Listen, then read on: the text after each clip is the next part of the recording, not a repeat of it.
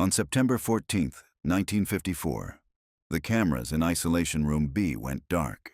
There was no static, no warning, no system failure recorded in the logs. For 47 minutes, the most closely monitored child in the facility was unobservable. When the feed returned, the bed restraints were bent outward, and the 9-year-old boy assigned to that room was no longer there. His name was Daniel Mercer. 6 months earlier, he had entered Graywood Pediatric Research Center under a federal classification marked Anomalous Cognitive Profile. He was admitted for observation. He was never discharged. Daniel was born in October 1944 in a Pennsylvania steel town where factory smoke blurred the sky into a permanent gray. His mother kept journals documenting his development in careful handwriting. First steps, first words, fevers, school incidents.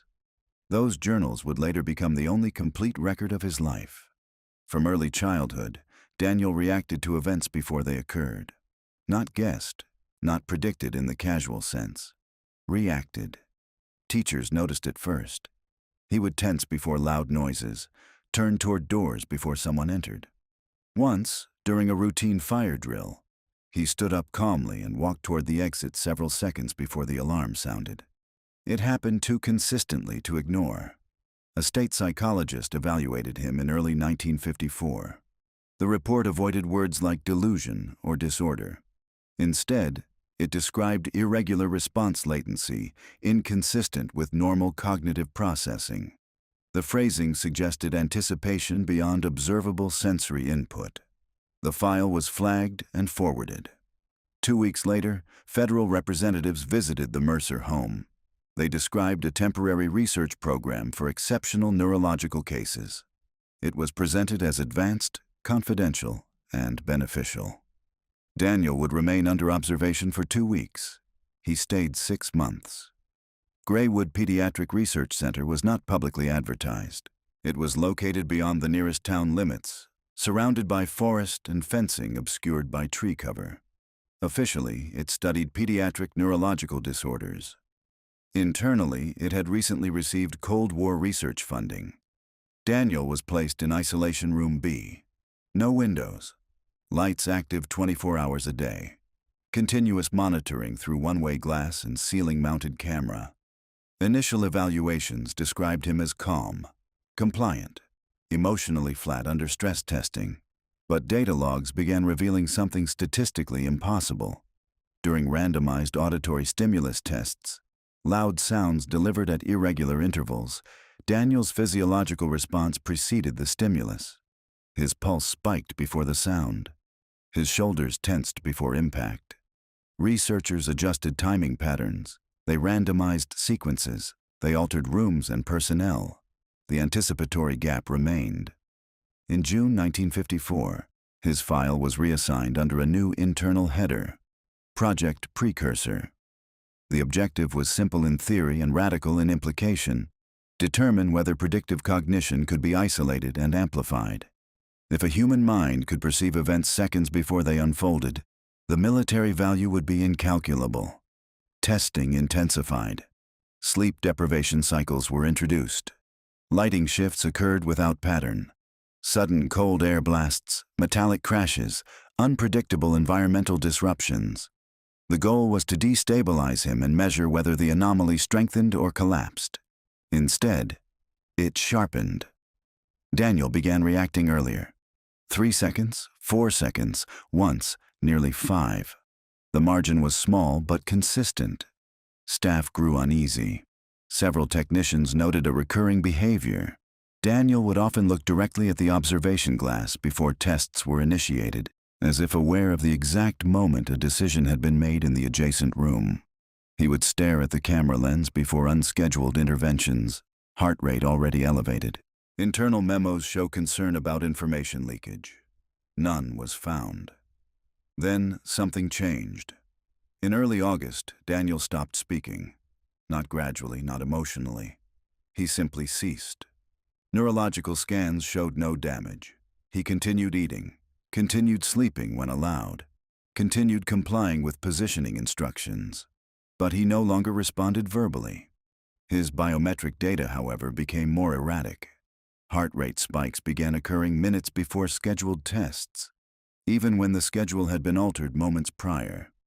On 2 recorded occasions, his pulse increased before researchers themselves had finalized the timing of the intervention. That detail does not appear in official summaries. It appears only in handwritten margin notes. By September, the research team shifted strategy. If stress enhanced the phenomenon, they would increase unpredictability further. Equipment was checked daily. Camera feeds were backed up manually. Isolation Room B was secured beyond standard protocol. On the evening of September 14th, at 9:12 p.m., Daniel was seated on his bed. At 9:13 p.m., the video feed cut to black. Maintenance logs show no power interruption, no wiring fault, no external interference. For 47 minutes, nothing was recorded. When the image returned, Daniel was seated on the floor. The leather bed restraints were twisted, metal brackets bent outward. The deformation analysis later concluded force had been applied from inside the secured position. 2 days later, Daniel Mercer was marked as transferred. No destination facility listed. No transport documentation signed. No receiving physician recorded. Room B was cleared at midnight. It was empty. Within weeks, his parents received formal notification of extended relocation. No address was provided. Follow-up letters were unanswered. Records later stated Daniel had been transferred to a secondary institution in upstate New York. That institution burned down in 1956. All patient records were destroyed.